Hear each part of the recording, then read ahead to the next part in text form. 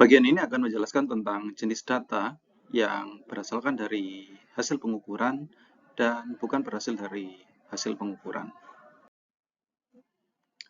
Teman-teman mahasiswa diharapkan mampu menjelaskan dan membedakan jenis-jenis data, yaitu data pengukuran dan non-pengukuran. Berdasarkan jenis atau sifat data, data itu dibagi menjadi dua, yaitu data kuantitatif dan data kualitatif. Data kuantitatif yaitu data yang berbentuk angka atau data kualitatif yang diangkakan atau dilakukan konversi menjadi data numerik. Sedangkan data kualitatif itu adalah data yang berasal atau berbentuk kata, kalimat, gambar, ya, audio atau video yang kemudian dilakukan transkripsi menjadi kata ataupun kalimat. Berdasarkan kontinuitas data, data itu kemudian dibagi menjadi dua, yaitu data diskrit dan data kontinum. Data diskrit itu bersifat terputus-putus, bukan pecahan angka, terbatas, dan didapatkan dari hasil menghitung. Sedangkan data kontinum dapat berbentuk pecahan atau bilangan bulat.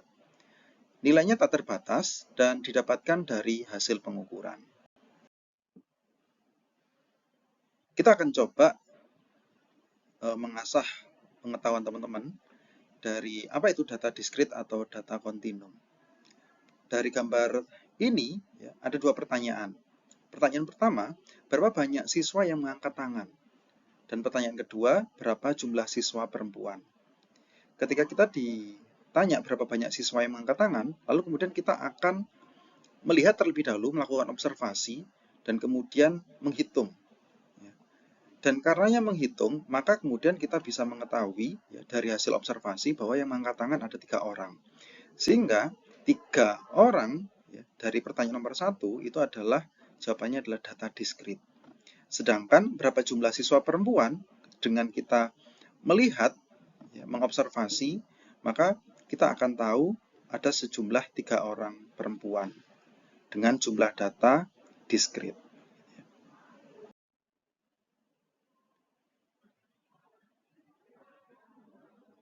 Pada gambar yang berbeda, ada pertanyaan, berapakah tinggi Pak Guru dan sudah berapa lama pelajaran Pak Guru berlangsung? Pertanyaan ini, ya, ketika kita membutuhkan jawabannya, maka kita membutuhkan satu alat bantu. Untuk mengukur berapa tinggi, maka kita memerlukan alat ukur tinggi badan. Ya.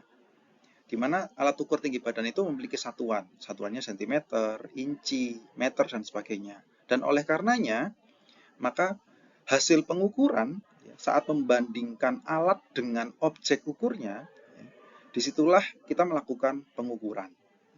Dari hasil pengukuran kita dapatkan nilai atau data itu bersifat kontinum.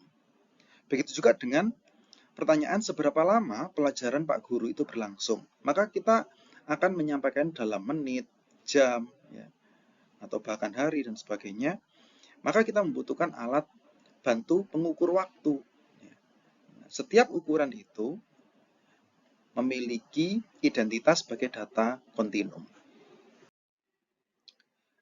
Jika didasarkan pada tingkat pengukurannya, maka data itu dibagi menjadi 4, yaitu data nominal, di mana dia tidak mengukur apapun karena tidak memiliki tingkat kekuatan dan fungsinya sebagai identifikasi atau kategorisasi atau label dan pembeda. Contohnya seperti nomor punggung pemain bola. Kita paham bahwa antar pemain bola, misalnya nomor punggung 10, itu tidak memiliki kekuatan bahwa pemain dengan nomor punggung 5 dan pemain dengan nomor punggung 6, jika dijumlahkan itu lebih hebat atau lebih kuat dibandingkan nomor punggung 10. Nah, di sini data nominal dia hanya sebagai identifikasi, tapi tidak memiliki level atau tingkat kekuatan. Ya, bukan berarti yang nomor punggungnya 10 itu lebih hebat daripada yang nomor punggung 2, 3, dan seterusnya. Lalu kemudian ada data ordinal. Fungsinya sebagai penjenjang secara kualitatif atau pemeringkat. jarak antar jenjang itu tidak setara, ya. Tidak ada nilai nol mutlak. Contohnya seperti ranking dalam lomba renang. Ketika teman-teman mengamati lomba renang, itu dari awal start sampai kemudian finish, itu yang dilihat adalah waktunya. Nah, waktu ini kemudian berangsur diikuti dari satu pemain ke pemain yang lainnya. Nah, yang pertama kali ya, yang mencapai garis finish itu adalah yang menunjukkan angka paling kecil, yaitu ranking 1, dan diikuti oleh pemain atau perenang yang lainnya. Nah, di sini perenang pertama selisih dengan pemenang pada perenang kedua, ketiga, keempat, dan seterusnya, dia memiliki interval waktu yang tidak setara, ya, tidak sama jaraknya. Nah, disinilah pemaknaan dari data ordinal. Sama halnya seperti peringkat di kelas, ya, atau di kejuaraan, ya, dan sebagainya. Selanjutnya ada data interval, yaitu memiliki elemen tingkat kesetaraan dan kekuatan. Namun, di sini catatannya adalah interval tidak memiliki skor nol mutlak. Ya.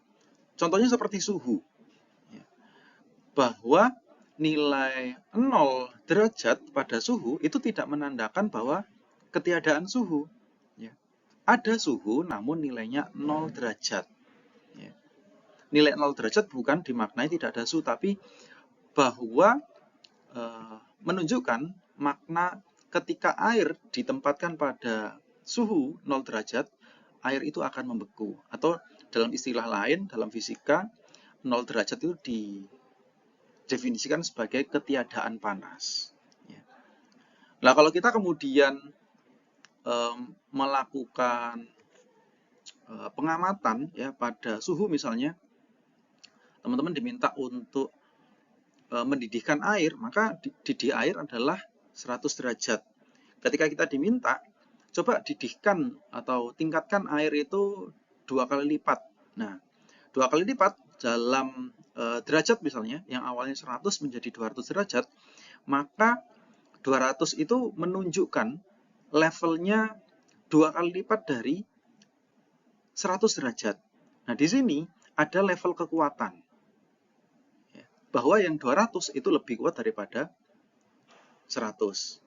Dan di sini juga memiliki tingkat kesetaraan. Misalnya kalau kita membutuhkan satuan dalam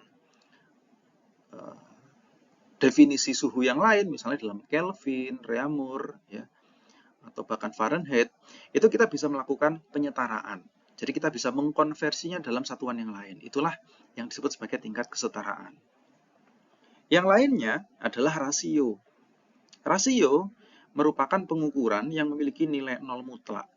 Dia memiliki kekuatan, kesetaraan, ya. Contohnya seperti kecepatan, ya, dalam satuan meter per detik, atau bahkan waktu, jam atau detik, dan bahkan panjang, sentimeter, meter, kilometer, dan seterusnya. Contoh seperti kecepatan, misalnya ketika kita saat ini sedang duduk, maka kecepatan kita 0. Bahwa kita tidak memiliki perubahan dari satu posisi ke posisi lain, dari satu waktu ke waktu yang lain, maka kecepatan kita 0. Nah, disitulah makna 0 mutlak. Ya. Atau mungkin waktu. Ya. Ketika kita kemudian sedang mengukur ya bagaimana kecepatan seseorang merespon satu tangkisan bola, nah, itu ya. Maka kita bisa melihat per milisecond, ya, bahkan pada tingkat kecermatan milisecond. Adanya milisecond itu menunjukkan bahwa ada selisih antara waktu awal dengan waktu merespon tadi. Nah, disinilah kemudian disebut sebagai data rasio. Sehingga kita dapat simpulkan, ya, pertama, berdasarkan sifat atau jenisnya, data itu dapat dibagi menjadi dua, yaitu data kuantitatif, yaitu data pengukuran dan non-pengukuran, dan data kualitatif yang hanya didapatkan dari data non-pengukuran. Berdasarkan kontinuitasnya, data dibagi menjadi dua, yaitu data diskrit dan data kontinum. Dan berdasarkan tingkat kepengukurannya, data dibagi menjadi 4, yaitu data nominal, ordinal, interval, dan data rasio. Teman-teman bisa mempelajarinya secara berkelanjutan. Sekian untuk materi kali ini, kita bertemu pada video pembelajaran yang lainnya.